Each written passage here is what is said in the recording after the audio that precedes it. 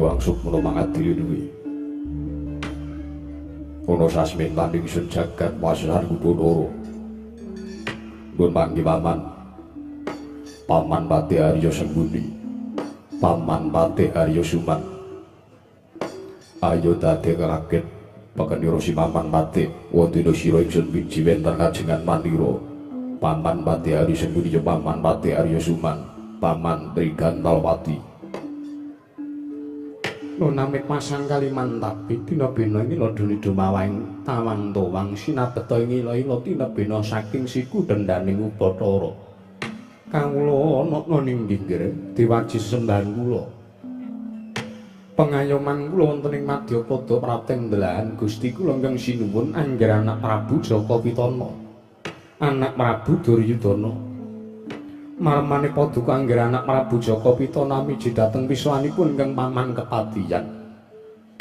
Babar pisan ing Jawi sanget kuwatos sing manah Pindaran Salomba pinanjering alun-alun kumitra caruk maras nggih. Nanging semanten sareng kula ngadhep wonten ngarsa paduka anak Prabu. Manahipun ingkang paman tebih saking raos kemarasan. Pramila sak mangke parango kula nyadong dawuh nungsung pawarta. Ingkang paman kloso jenar badhe nganglungaken jangga nilingaken karna mastuti sabdatama dawuh pangandika paduka angger anak Prabu Jaka Pitana, anak Prabu Duryudana kawula ana ninggih. Paman Pati Arya Sembuni. Marmari sira Paman Pati iku ingkang tak pitaya lan tak piji minangka dadi badal wakiling sun. Para kang saka kuwi Pranata-tata rakite kaprajan negara Ngastina aturna mring panjenenganing sun samendhaka juna kanthi kang karemping Paman Pati Arya Sembuni.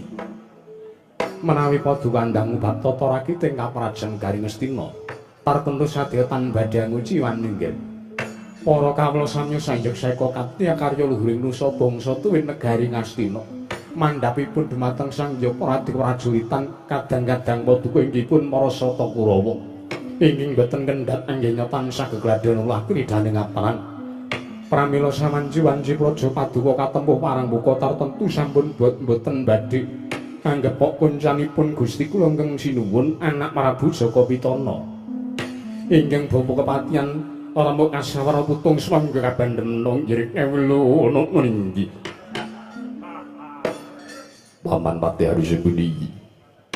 Gawe bubung sarta gawe marem diasing sun teka jangkep kang dadi aturira. Paman. Pakaian kang utama tindakna selawas urip. Inggih ngestaken dawuh padha paduka anak Prabu Jaka Pitana. Namung dereng lan sak sampunipun marang kula ngaturaken sembah pangabekti kula kunjuk nggih. Dosa menapa ingkang badhe kula tampi. Walat menapa ingkang badhe kula sandhang. Wonten kula wantun nampi sembahipun tiyang sepuh. Ewa semanten kula mriku jejering nalindra jengandika Paman Pati mriku nayaka. Paripaksa kula tampi dawah sami-sami. Sembahipun Paman. Boten langkung kaprayogakno. Sampun boten kirang prayogi, anak Prabu. Dumangke Bopo Menemban. Bopo Menemban Durna. Bopo Menemban Kumbaya ning Sukalima. Sarawuh paduka Bopo Menemban. Wonten praja negari Ngastina najan keputra pun Jaka Pitana ngaturaken pambagyan arja mugi kunjung wonten ngarsa paduka Bopo Menemban Durna. Bopo Menemban Sukalima. Lha kena suara gembal manyar-manyar dok neng tukul wana alas dadi wana dik.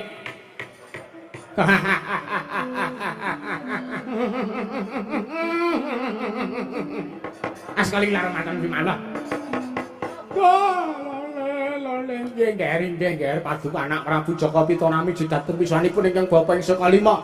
Prandene mangke sowan kula mboten manggangan setunggal punapa anggen kula sowan wonten ngarsa paduka anak Prabu Jaka Pitana. Pambagyan raja sampun kula tampi mboten langkung kula ngaturaken salam talim kula mugi kunjung wonten ngarsa paduka anak Prabu Jaka Pitana kawula anak-anak nggih. Oh la jalalu dolo ya.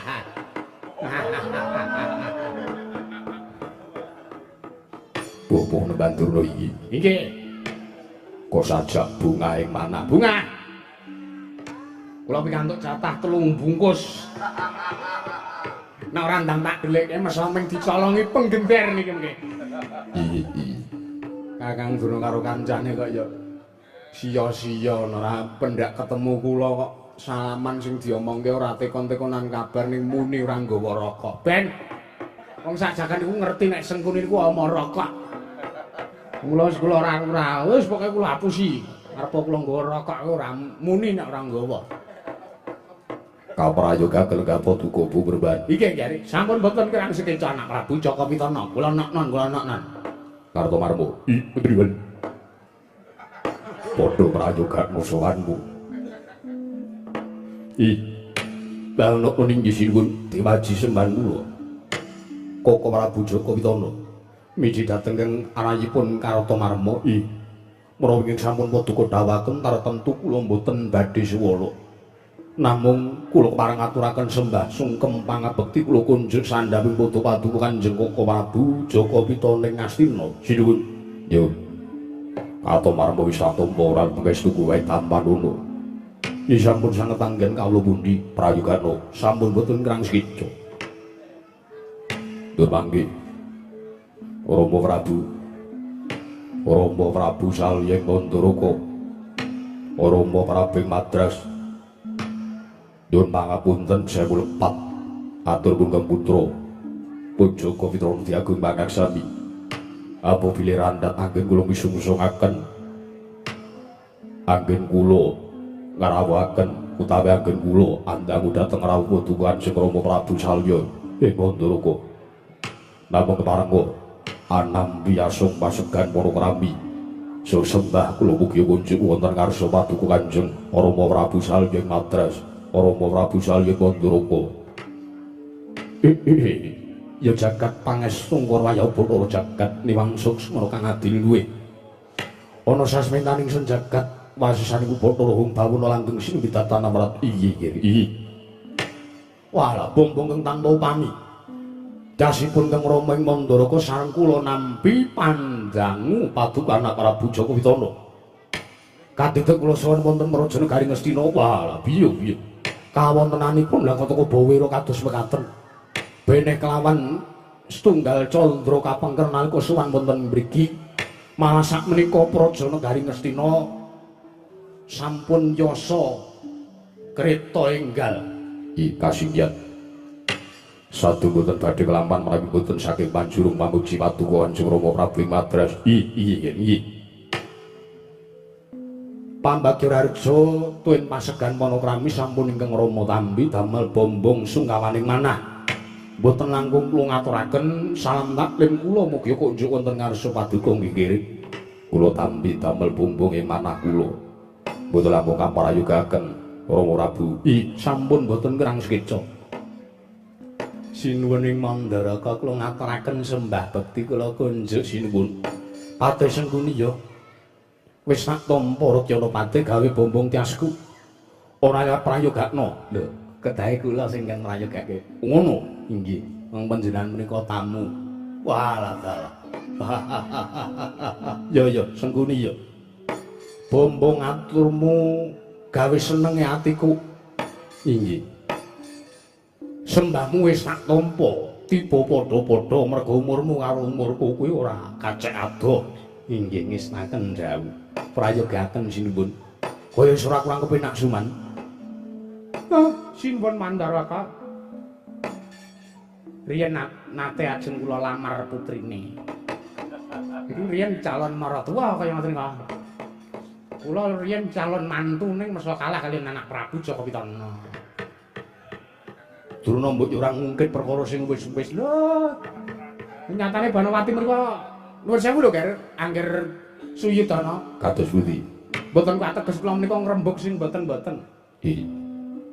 Kula menika riyen kepencut kalian ingkang garwa satripun panjenengan menika.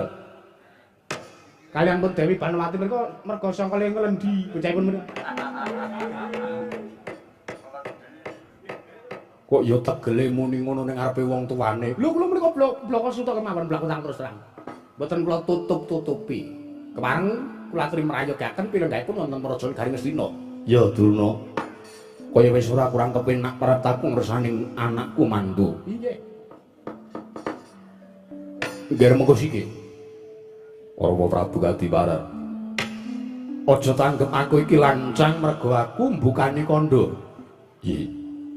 Mergo pancen beda kelan padatan.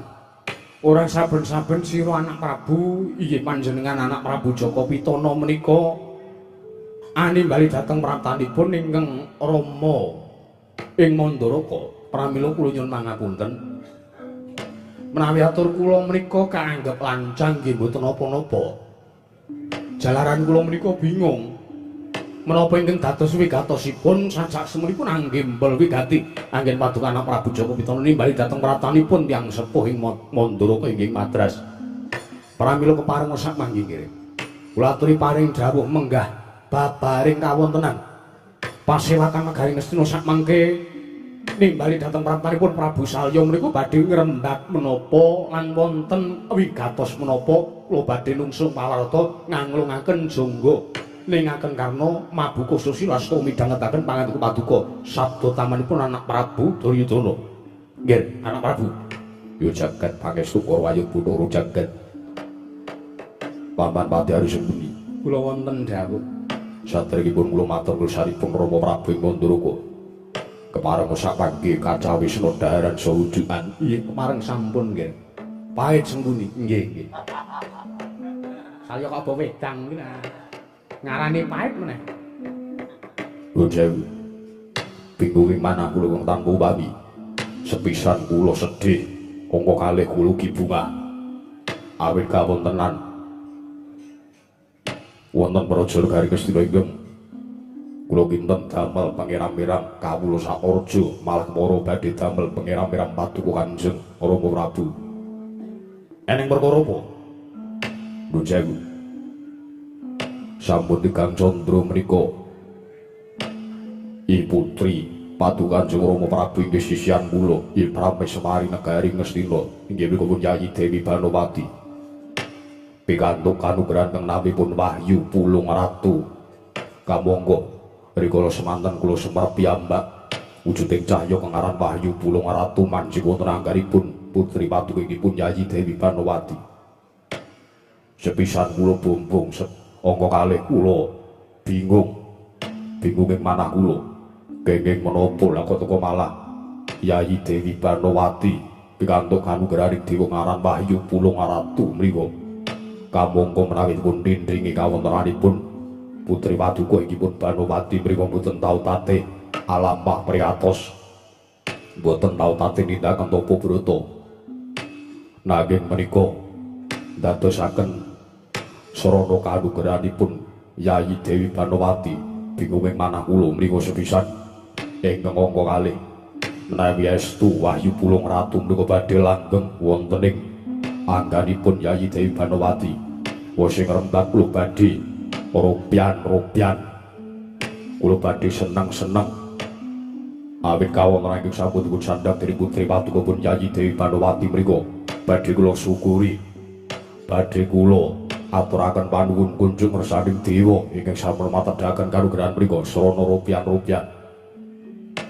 nanging wonten perkawis ingkang kedah kula ranjahaken menapa inggih kedah ngucap syukur dhateng ngersaning Sang Mahanasa lan ugi kula mboten kepengin wahyu ingkang mapan wonten anggenipun Yayi Ratu Banowati mriku uncat saking anggenipun lajeng syarat-syarananipun menapa kula nyuwun pamanggipun Kanjeng Rama Prabu Salya ing Mandaraka Rama Prabu.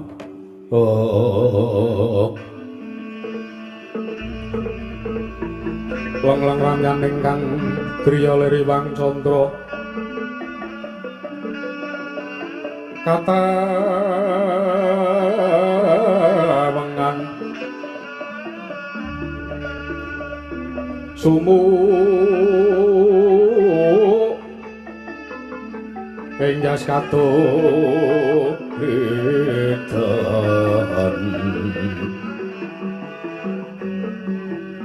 limot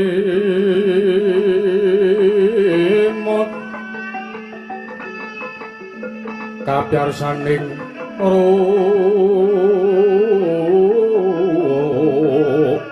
ojit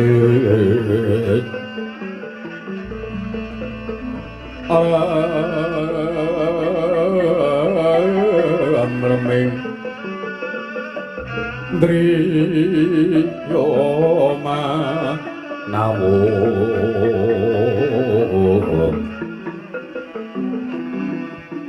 ong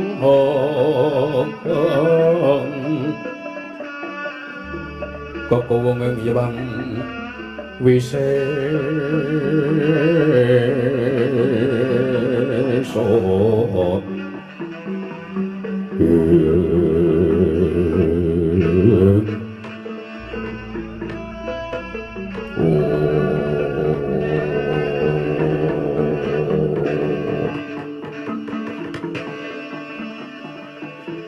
walah ya jagat panis tunggur wayah bodo jagat wah nuwun sewu menawi kula dipun parangaken kula tak ngaso sakutawis liripun menapa bingunging manah kula kageting manah kula gumuning rasanipun ingkang Rama ing Mandalaka atasipun anak kula pun Banowati mriku mboten nate lho wiwit cilik mriku uripe dikepenake karo wong tuane gesangipun anak kula pun Banowati mriku mboten tau tati kok sewisan iki mawon ngrasake rekoso niku babar pisan mboten nate nanging kula kok kaget sareng midhanget pangandika paduka Prabu Jaka Pitana bilih Prameswari negari Ngastina inggih anak kula niku wau kok nampa kanugrahan kang aran Wahyu Pulung Ratu. Lah. Ngedap-edapi kawontenanipun. Ning mugi kemawon nggih. Anggen kula nggadahi raos gumun menika namung kandhek dumugi semanten kemawon jalaran menapa? Jalaran anggenipun anak kula Banowati pikantuk kanugrahan Wahyu Pulung Ratu menika wonten rasa ingkang ganjel sangebeting manah kula. Liripun wonten rasa ingkang sajak menika kok mboten pantes sajak menika mboten trep menawi ngemuti lampanipun kawontenanipun anak kula pun Banowati menika ingkang mboten tau tatil lampah priatos ning mboten napa-napa pun rampung anggen kula gumun cekap semanten kemawon anggen kula ngudha rasa bab gumun kula bingung kula kaliyan anak kula mbuh menika sampun keparenging kodrat anak kula pun Banowati pikantuk Wahyu Pulung Ratu menika mbok menawi sampun dados titah ingkang dipun pilih dening dewa inggih mugi kemawon anak kula pun Banowati kiyat saha sagah kepanjingan Wahyu Pulung Ratu menika lan saged semulur lan berkahi dhateng gesangipun anak kula pun Banowati amin. Durna amin barang iki tegese piye? Mriko basa kula. Ngono nggih. Basa Pertapan Sukalima wonten kitabipun namung Kitab Suryani. Kuwi basa apa? Basa Sukalima. Basa Widodari kalian basa Semut. Meka wonten piyambak primbon kula pribadi. Oh ngono nggih. Lah lajeng ingkang badhe kula aturaken nggih. Kala wau paduka anak Prabu Jaka Pitana nyuwun pamanggih babakan kados pundi serananipun supados wahyu menika tetep saged manjing wonten angganipun anak kula pun Banowati. Kula badhe matur serananipun tiyang saged langgeng kepanjingan kanugrahan menika namung wonten 3. Serananipun namung wonten 3. 3 menika napa kemawon? Ya sepisan ingkang winastan lila. Kula jlentrehake nggih. Lila menika tegesipun Banowati lila sepisan kepanjingan kanugrahan ping pindhone lila menawi kanugrahan menika sak mangsa-mangsa oncat jalaran menapa menungsa menika mboten saged ngrahita kados pundi to kodrat ingkang dipun tulis dening Gusti Ngakarya Loka menungsa menika namung saged ngreka lan gayuh kemawon bab pestining kodrat namung Gusti ngewangaken nggih nggih menika leres ingkang dipun ngendikaken dening ingkang Rama ing Mandalaka kados lagu Bengawan Sore menika lho. Senajan kaya ngapa manungsa mung bisa ngreka lan donga ngoten lho. Menika sami tegesipun menika tegesipun lila. Menika kula jlentrehake lila menika jlentrehipun mekaten menika kula wau angka kalih wani. Wani menika kula kinten mboten badhe kagem tumrap anak kula pun Banowati. nalikanipun dereng kepanjingan kanugrahan ingkang winastan Wahyu Pulung Ratu. Nanging karanten sampun nampi kanugrahan mriku inggih anak kula Banowati kedah wantun utawi wani inggih menika wani nglampahi prihatin, wani nglakoni tapa brata. Ya senajan to Kyai Putri ora kena wedi marang sak mubarang lir ingkang mapan ing jagat jer menungso menika upami kepanjingan wahyu, wahyu menika barang ora ketok. Mekaten. Nggih. Teges Banowati menika kedah saged nduding menapa tegesipun? Menika kedah saged nduding barang ingkang boten ketawis menika kala wau. Ateges menapa? Anak kula Banowati kedah wantun nindakaken tapa brata. Kagem srana langgenging Wahyu Pulung Ratu supados manjing wonten anggaripun anak kula pun Banowati menika saged betah. Nuwun sewu kula badhe nyuwun pirsa. Kados pundi nggih? Kula ajrih menawi wonten menapa menapanipun menawi ngantos samangke Yayi Ratu Banowati kenging sesaged awet anggenipun nglampahi tapa brata. Lho nuwun sewu. Wong tapa kok wedi lara niku lho. Wong tapa wedi demit niku pun mboten tapa jenenge. Diripun Kula aturi midhangetaken to. Wong tapa kok wedi perbawa gaib menika mboten wonten jamak limrahipun. Mbak kaya kula niku lho saben malam Jumat Kliwon niku malah live. Madosi demit. Dadi niku karo-kare kula nggih tapa 22002. Niku kira-kira tembus napa mboten cocok napa mboten. Demit-demit niku coba kula explore. Nggih kula takoki metune kuwi podu mangke niku. Wong sampean ki pendhita kok isih nguber nomer lho. Weh lha mitra butuh. iki Menika ya wedya dikaya ngapa kula menika mangertosi, kula menika sampun ndraita. Kula sampun dungkap kaliyan menapa ingkang paduka ndikaken namung ajrih, namung kuwatir menawi wonten menapa-menapanipun ing pitados kewan kaliyan aturipun Kang Rama nggih. Tiyang tapa menika menawi wonten pambenganipun malah sok-sok tembe wingkingipun ingkang dipun gayem menika malah langgeng lan ugi sae nemahi prayogitu marang Gesang Paduka sak kulawarga nggih anak kula pun Banowati. Ngaten nggih. jagat pangestu Iya, Rama Prabu. Hinaosa tasih mangu-mangu diasing manahipun Kang Putra. Badhe kula cobi. Badhe kula kandhi Yayi Ratu Banowati lampah tapa brata. Lah ngaten niku. Sampun ngantos piyai kakung ajrih kaliyan piyai putri. Niku dipidhangetke kira anak Prabu. Aja kaya kula. Teng jaba gleleng tekan ngomah nyacah dedak. Kok nyacah dedak. Lah nek wong lenang liyane ning jaba gleleng nang omah isa-isane nek kula kadhe bojo kula jaran. Wah neka-neka Kakang Durna ki ora. Mriko dipun pidhangetaken nggih anak Prabu. Bapak dulu kasinggihan. Lajeng ingkang pungkasan inggih ingkang angka 3. Paitanipun tiyang supados langgengipun nggayuh kanugrahan menika kedah purun kurban.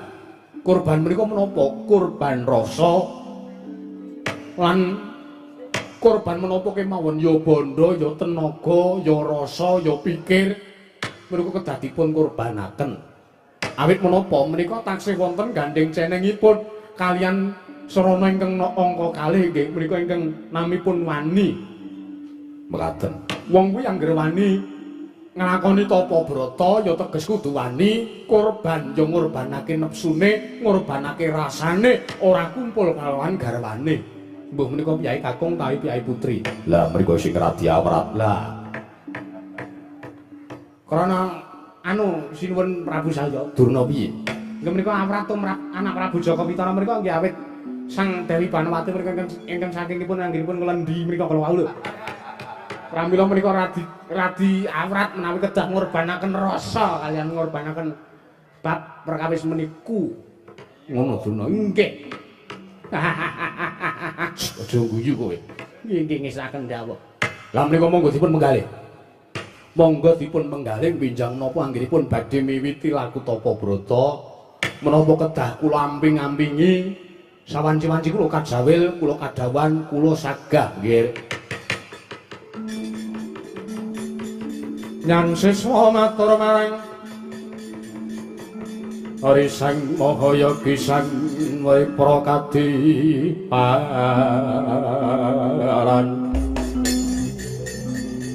Rasaning nyuwang putih pati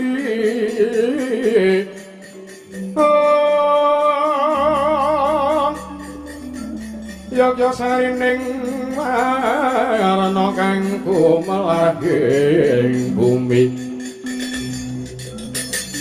kanggo melaring bumi mugi ulun pedhao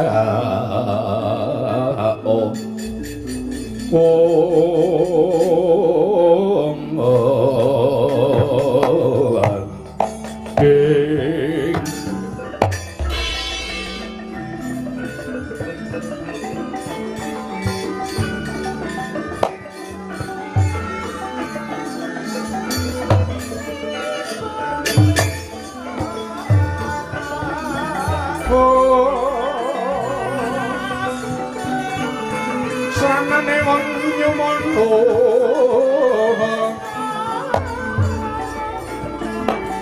Kakama kurang kuning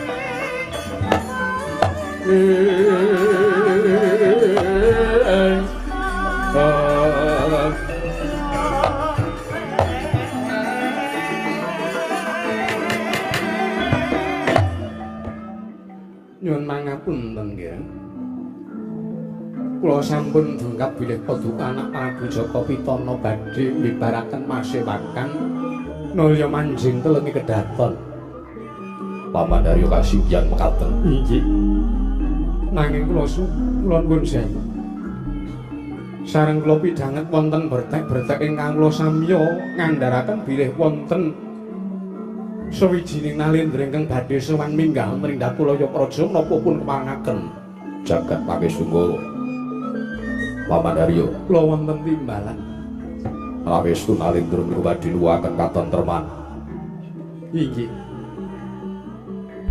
kasumanggatna kadhawana minggah wonten Kulaya Praja negari Ngastina makaten yen yen ngaten ngestaken dawuh paduka nyuwun pamit madal masih lan nggih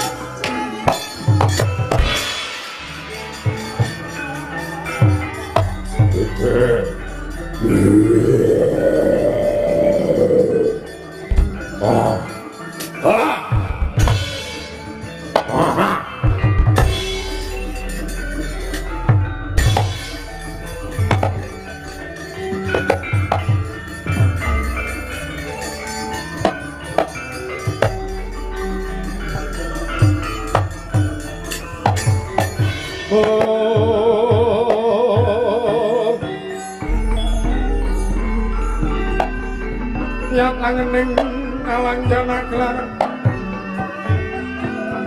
pandang moncaratinun dari kekonang sureng sorotetan padang kasalan pacaring korna menggak kono dasari mongso katiga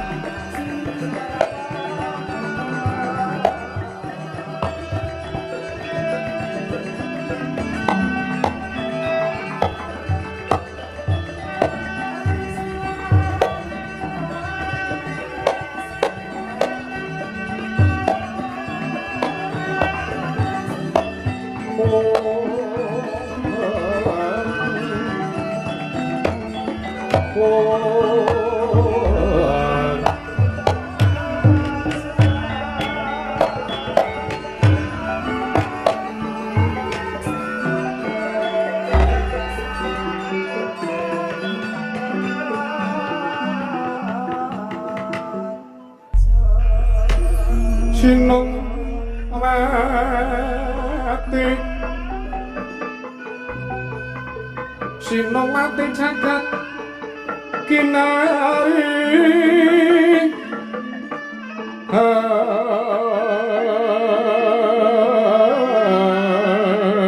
among mbak lumembak ombak ing samudra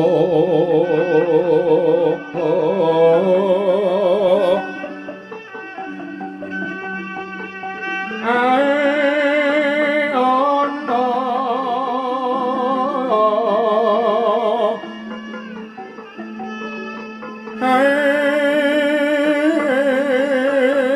ana bali lumut ambrek enggan awita denjengan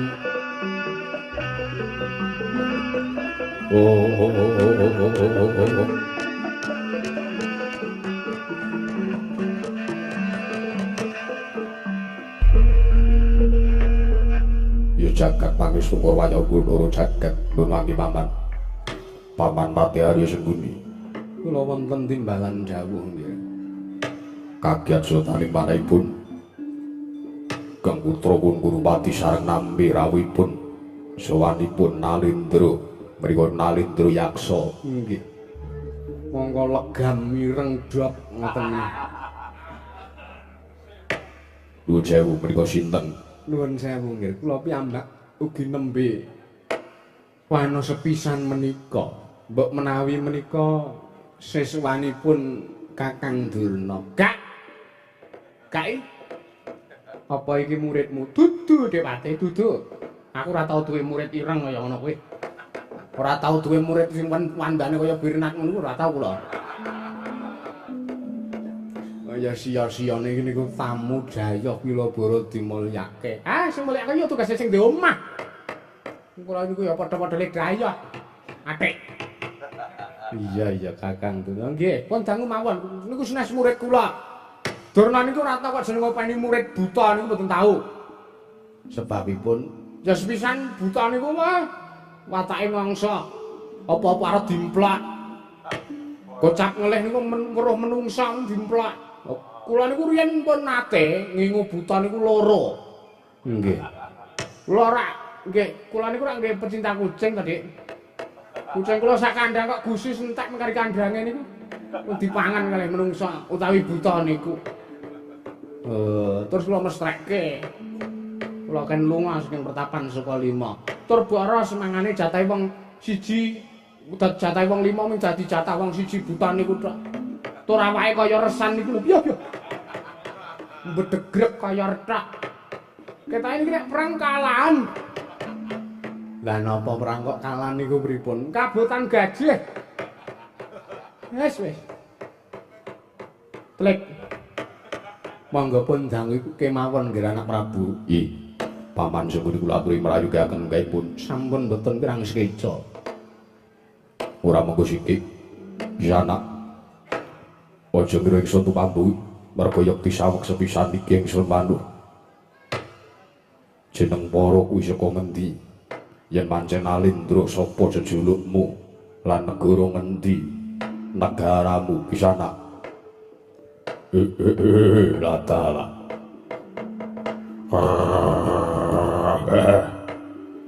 Bujleng-bujleng iblis lanat padha cekan latala ora mengko sikik sinuwun yen to paduka sinuwun nanjike marang aku kepengin ngerti marang sapa jejulukku sadurunge aku njaluk ngapura yen to aku ninggal tata krama marang sampeyan Mergo aku iki Nalendra najan wujud yaksa aku diparengake ora basa marang sapa wae ambek dewa sisan. Apa meneh kowe iki mung derajating menungsa sinuwun, mula sing gedhe pangapuramu aja lara atimu ya sinuwun. Yo ora dadi ngopo. Mergo pancen wis pesine kodrat. Sira kuwi ora basa marang sapa wae. Ya.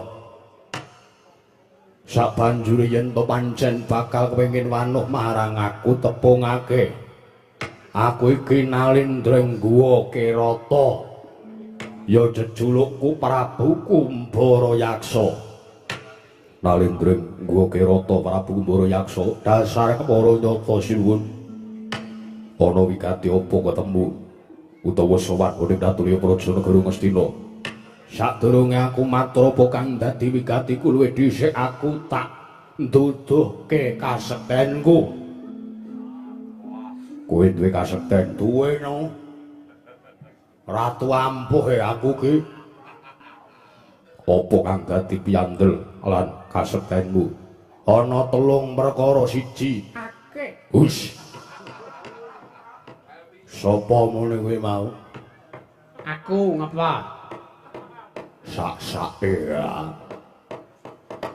Lilanana aku ngaturke 3 perkara ingkang dadi kasudebianku yaiku ingkang sepisan. Keclaping netra kang ping pindhone guna kasantikan ingkang angka 3 leceting wicara. 3 perkara apa kuwi? Keclaping netra guna kasantikan sarta leceting wicara. Tak jlentrehke tegese. Ingkang sepisan keclaping netra, aku iso ngerteni marang lakon sing ora tak ngerteni. Lan aku iso ngerti lelakon sing bakale kelakon. Guna kasantikan, aku saguh adu-adu sing balung leteng kulit didu karo sapa wae aku ora bakal mundur. Leceting wicara, aku saguh bantah ngilmu karo sapa wae. Ya jagat pangestu Kumbara Yaksa ana paran. Ya to pancen kuwi kang mbok aturake aja mung kandhek ning pangucap nanging kababar dadi kasunyatan. Yo yen kowe kepengin mbuktekake mara, takonana apa wae sak karepmu. Aku takon, sadurunge sira prapta ning kene, apa ingkang dirembug materi pasewakan? Kowe dong ngrembug bab perkara bojomu sing aran Dewi Banowati. Wong iki ora tau laku prihatin lah kok entuk kanugrahan sing aran Wahyu Pulung Ratu. Kowe bingung. Tumuli kowe ngrawuhake wong tuamu ya mara tuamu ing Mandaraka Prabu Salya. Sampeyan njaluk iguh pertikele sinuwun Mandaraka bab kepiye carane Wahyu kuwi men supaya langgeng. Ya apa udu? Jagat pangestu Pamandarya. Kula wonten dawuh. Lah kok menapa ingkang dipun aturaken mriku sami? Yalah. Ming merga ngepasi mawon niki wau pekne krungu saking jaba. Ngaten. Nggih. Wong ketake niki wau niku teng-tengah-tengah wong sebo niku enten nireng memreng niku ketake niki. Kancane putih-putih sing ireng dhewe niki. Kancane kupinge utuh-utuh sing ireng dhewe kupinge dibolong nggih ming niki. Amen. Dadi niki niku mumpun nguping ket wau teng jaba ngaten lho nggih. Mekaten. Nggih menika namung ngepasi kawontenan kemawon lho mbok cobi. Prabu Kumbara Yaksa, Patih Sengguni apa? Lho ngerti karo aku, ngerti wae. Nek pancen kowe iki iso ngerteni lakon sing ora tok ngerteni. Aku iki biyen-biyene kepiye kok iso dijenengke Sengguni? Kowe iki dijenengke Sengguni iki mergo sing maringi jeneng Sengguni karo kowe iki sinuwun Prabu Pandhu Dewanata sawarga mbiyen. Mergo sangka eleke cangkemmu, eleke pangucapmu, nggonmu ngumbar wisa, kowe mitenah marang Raden Gandamana. Bojone Suduk Sarira wekasan kowe diajar karo Raden Gandamana. Biyen kowe bagus, saiki cangkemmu perot. Kuwi mergo lelakonmu. Kok bener e? Iten. Terus ya ora apa-apa, wis tok wirang-wirangke ora apa-apa. Penting kowe ngerti. Iya, apa meneh arep mbuktekke apa kowe? Sing eneng mburimu kuwi sapa? Sing eneng mburiku. Irunge kaya manuk betet. Hus. Kuwi sapa? Kuwi Begawan Durna, Pendhita Sukalima. Larah-larahe piye? Kuwi mbiyen yo bagus kaya kowe. Ning diajar karo Raden Gandamana. Leres Kakang Duna. Bener. Niku mergo dhek maca kitab. Maca buku Durna Ngedawa. Nek mboten maca niku nggih sengarang ngerti. Ngono kok dindel-ndelke. Coba nek pancen keclaping netra kuwi kudu ngerti aku nggawa wedhit pirang ngono. Kowe menggo wedhit 20. Aduh kok tenane. Kuwi wis kelong kok nggo ngejar udut. Papana jamak lumrahe pendhita kondang kok udute ilegal. Asem konangan aku. Aku tuku dhewe ora didoli. Pripun percaya dereng? Pun percaya.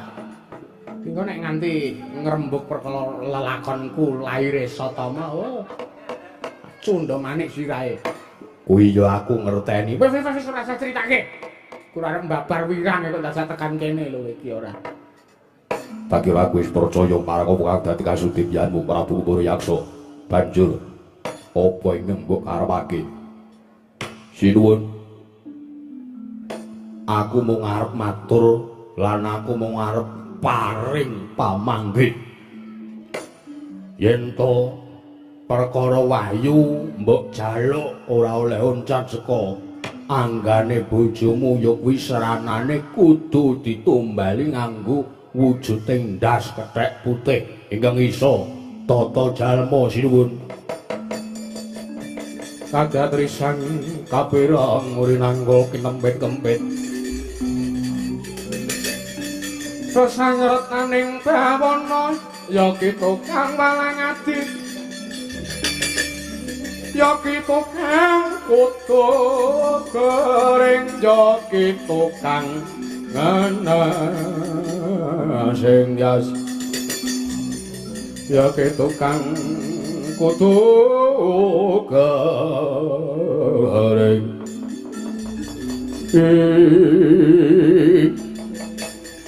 Ya jagat pangestu Marwaya Bathara jagat. Prabu Kumbara-Yaksa ana dawuhmu apa? Lah kok aku dungkap marang apa ingkang mbok aturake? Dungkap legese piye? Aku ngerti yen to kowe njaluk yen pancen kepengin wahyu langgeng manjing anggane garwaku kudu ditumbali wujuding ndas kethek putih. Ya. Yen pancen kowe dungkap apa werdine? Ya kuwi kudu ditumbali utawa Kakang Anoman. Ya Raden Senggono ya Pendhita Kendali Sada kudu tekani mati. Pancen bener mangke riyen nggih anak Prabu mangke riyen.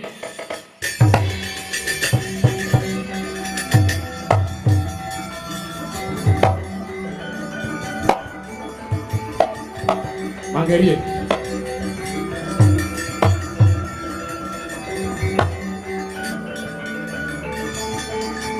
Oh. Oh.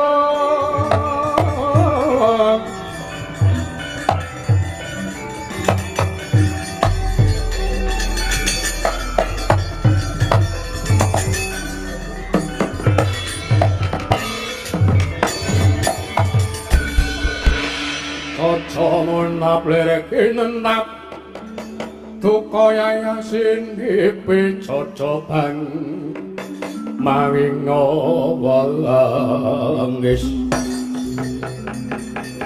Netra kocak ngondaran dereng Ditepnya mangalon cokro Wakanan nirombaran nang pindo kembang Ora waribang Pindo kembang ora waribang Yen sinaben marang sagedeng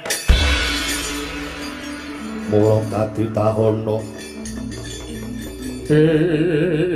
Walah Mamak mumuk peninggalmu kowe parat Kumbara-Yaksa ora pangling Prabu Salya maratwani Duryudana. Walah keparat. Kowe iki ning derajate ngraseksa. Derajatmu ki sak ngisore menungso lah kok dadi delangat-delangat ucapmu.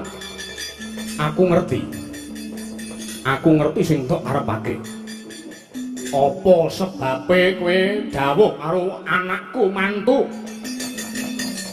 Kon mateni Anoman kuwi mergo kowe duwe rasa ingkang ngigit-igit kelawan Anoman. Ya apa ora? Waduh, sajake reti lelakonku iki. Bloko wae. Bloko wae. Nuwun sewu Rama Prabu Salya. Piye nggih anak Prabu? Kula pinten leres menawi dipun aturaken Prabu Kumbara Yaksa mriku. Menawi wahyu badhe langgeng wonten anggenipun Kang Putri, inggih pun Yayi Ratu Banowati kedah numbalaken Kakang Anoman. Sik, iki salin perkara lho iki.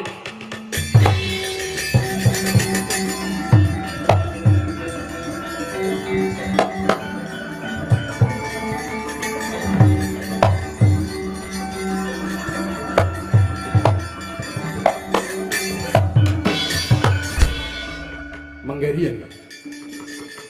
Sekawit panjenengan sampun paring dawuh bilih badhe nindakaken srana menapa ingkang sampun kula aturaken tigang perkawis lila wani kaliyan korban. Nanging sareng sakmenika nampi praptanipun ratu ingkang sajak nggadahi cara utawi srana ingkang badhe numusi sakal dhateng kawontenanipun anak kula pun Banowati lah kok sajak malih tinggal paduka. Weh lah dalah. Nggih, nuwun sewu. Nuwun sewu, kula kepeksa wonten mriki mestani bilih paduka anak kula mantu menika ratu sing isih gampang direh dening sapa wae. Nggih sampun. Mboten napa-napa. Nawi sampun mboten badhe pitados kaliyan aturipun Kang Rama ing Madras Lilanana kula badhe wangsul kemawon negari Mandara kok nggih.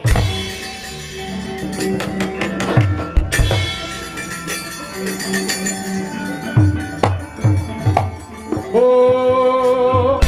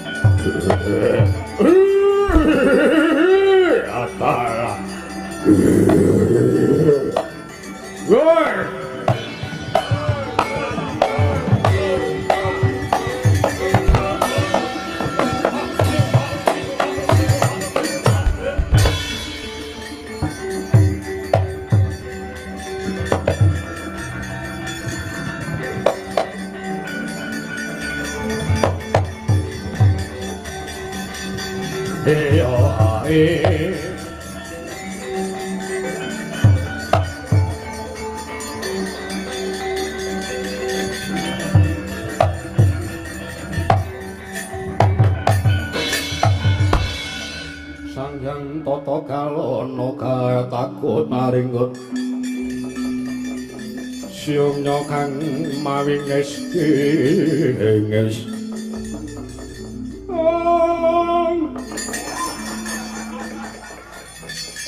apa kowe? Kula rasane nek telu tengah niku kok ya ora pinek.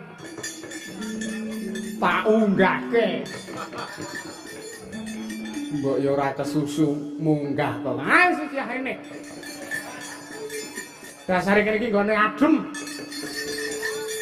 Ayo prayoga nggo ngapa-ngapa.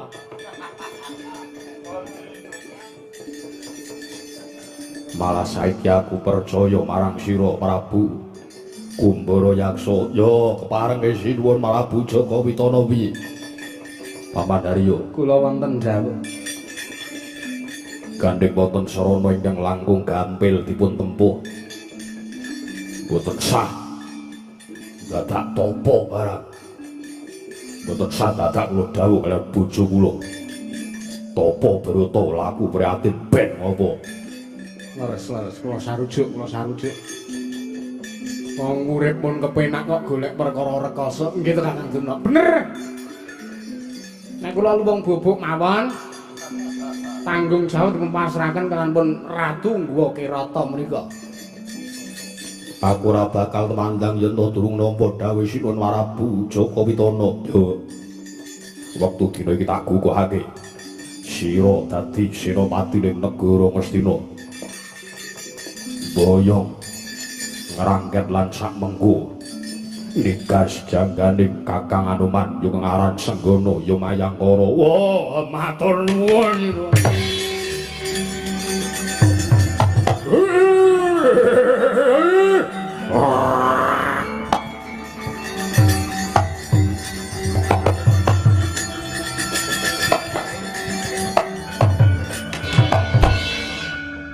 Oh, yen ngono aku daya-daya njaluk pamit.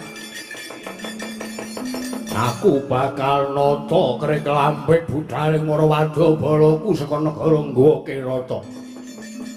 Tak kira ora nganti surup surya ndase Anoman tak aturke ngersamu Sinuwun. Hati-hati aja kaya bocah cilik Prabu Kumbara Yaksa.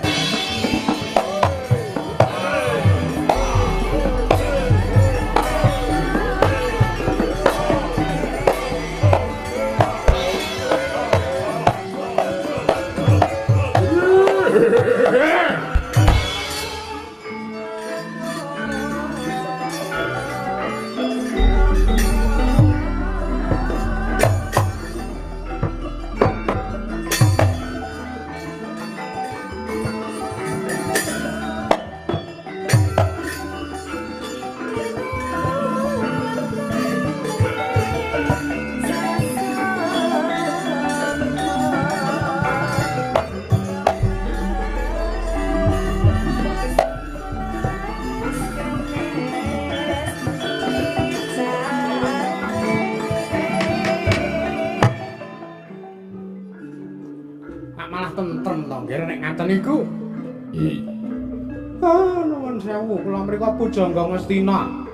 Mboten kateges kula mriku ngubuk-ubuki perkara sing elek. Nanging kula mriku wong tuwa niku mung kari nyawang, wong tuwa niku mung kari ndongake. Yen to wonten srana ingkang langkung gampil dipun tempul, inggih dipun tindakaken kemawon. Wis saken dawuh Buku Tuna. Nggih. Paman Pati harus ngguni. Wonten dawuh nggih. Kula suwun para sataka pun ketapaken sak mangke manunggal kaliyan para wadyabala saking negari Nggawa Kirata. Mekaten. Iya.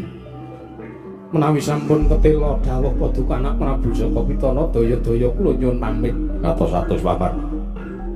Sampun kados lare alit Kartomarma. Kula timbal.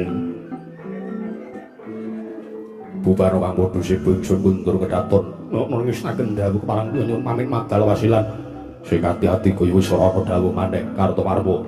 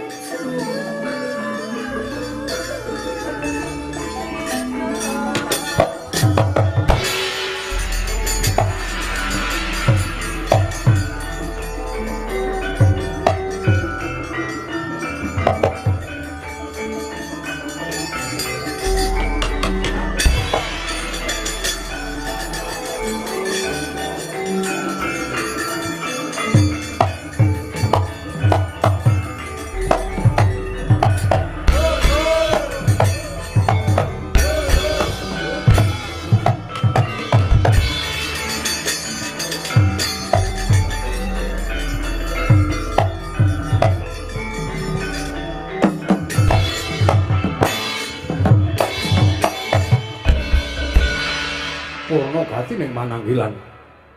Arsa Sang Nata kundur ngedaton jelok saking dampar kencana kinabit gamparan gading.